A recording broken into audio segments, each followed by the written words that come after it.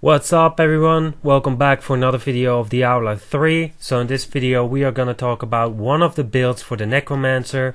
This build can go up into the Great Rift 90s and everyone is using this build on the leaderboard, and I'm gonna explain you how this build works.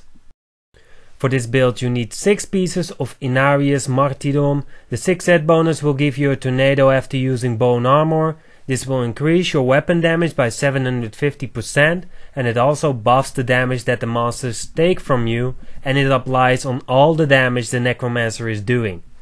The 4th set bonus will give you an additional 2% damage reduction for each enemy got hit by bone armor. This can stack up to 10 times. And the 2nd set bonus, bone armor damage is increased by 1000%. For our belt we are using the Deity's Binding. This will give us damage reduction when an enemy is afflicted by the decreptive skill, which we are using of course. We also use Spartan Defenders for even more damage reduction. If an enemy gets stunned, it will decrease his damage. We also want to use the Compass Rose and the Traveler's Pledge for the damage reduction while moving, and while standing still our damage will be increased, and the choice is yours to decide which of the two you want to focus on. We also want to use the Unity for even more damage reduction, but if you want to use the Unity, make sure your follower has no vitality. Otherwise it will be better to put the Christbin sentence in your inventory and the Wisdom of Katana, which increases the stacks of bone armor by 5 in the Kanai's cube. That means you will get more damage reduction, but the Unity is a lot better if your merchant or follower has no vitality. For our weapon we want to use Ryland Shadow Hook. This will give us 0.5% damage increase for each point of essence we have. So now we are coming to the Kanai's cube. Triangles, Coreodon, Fang, whatever. Your cursed Skite rune have a 100% chance to apply a curse, and you will deal 200% increased damage to cursed enemies, so that's great. Aquila Caress, because we are not using a lot of resource, we will have 50% damage reduction the whole time. And as last, Chrisbin Sentence, this will increase your damage against slowed enemies, and it also has the chance to triple the damage. For the gems, Pain Enchanter, this will let enemies bleed to death, but the damage is also increased because of our 6th set bonus, and that applies on each other. For the next gem, Pain of the Trapped, for the damage increase it will give us. And as last, and this one is the most important one, Marinate Starve the what the fuck ever. 50% chance on hit to smite an enemy for a lot of damage, and it will also give you your health back. And because of our 6th set bonus, this gem will be amazing. So now we are coming to the skills. The first skill will be Grim Skite, Cursed Skite. This will curse the enemies, and this is one of our damage dealers because you apply that on many monsters and Marinate Starve the whatever can activate very fast.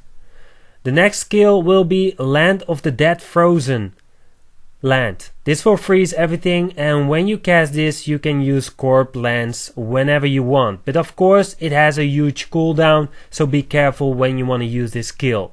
I use it in the big fights. Blood Rush Potency, this will increase our armor, and also this skill can bring us into problems or out of problems. It depends on how you want to use it. The next skill will be Corpse Lance Brittle Touch. This is another huge damage dealer, and every time you hit an enemy with this skill, the chance to get critical hit will increase by 5% for 5 seconds.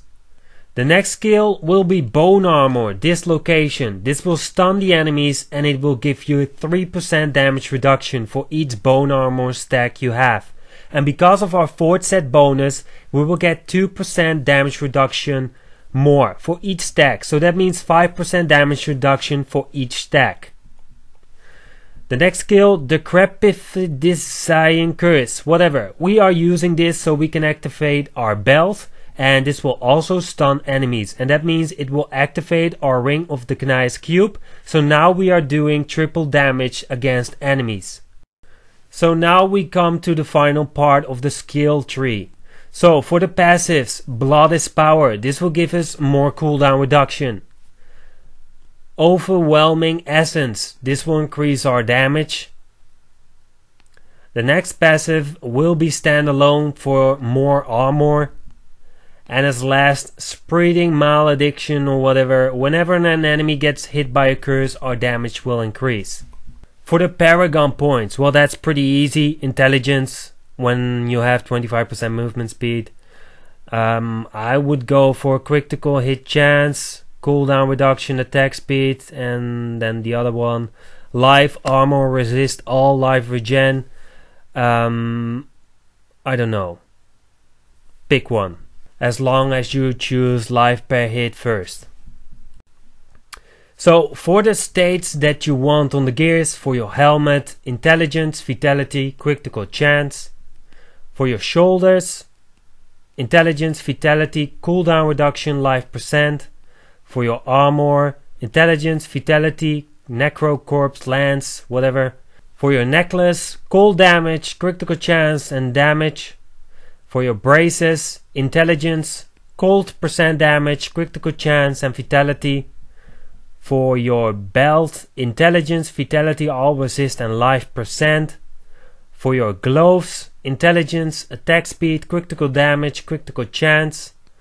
For your ring, unity, critical chance and damage to elites. For the other ring, intelligence, attack speed, critical damage, critical chance. For your pants, intelligence, vitality, armor and all resist, if that's possible. For our shadow hook weapon, weapon damage, damage percent, intelligence, attack speed or life per hit, I would go for attack speed. For your boots, intelligence, vitality, armor and all resist. So that's pretty much everything. I want to show you a short video right now where I'm doing a Great Rift 80 because someone said on my channel I can do a Great Rift 82. Well, I have no ancient weapons at all and I can do a Great Rift 80. So let's start. So what you want to do, make sure you got 10 stacks on bone armor. Use your blood rush to move yourself faster. Use the crippling curse to get the damage reduction from your belt. Then you can use blood rush to get more armor for 2 seconds. Use bone armor to do some damage around you. Your gem will probably kill some monsters. Then you can use corpse lance to slay the bigger monsters faster. If you jump on a yellow or blue monster, freeze everything with Land of the Dead. Curse them, hit them, use bone armor, and just keep using corpse lance. And it's really that simple. As you can see, I can do this Great Rift 80 very easy. Maybe I will die sometimes, but who cares about dying sometimes. Well, I hope you enjoyed this Necromancer build. If you did, leave a comment, like and subscribe. Also turn on the notification, it's next to the subscribe button. Tomorrow I will make another video about the team build for the Necromancer, which is almost the same as this one, but a little bit different. And in meanwhile, I'm gonna find another build which I can show you because I wanted to play the Necromancer because of the pets, because of the skeletons. I want a big skeleton army, so I'm gonna figure out how I can make that work. So in meanwhile, try this build out, have fun, and then I will see you in the next video. Peace.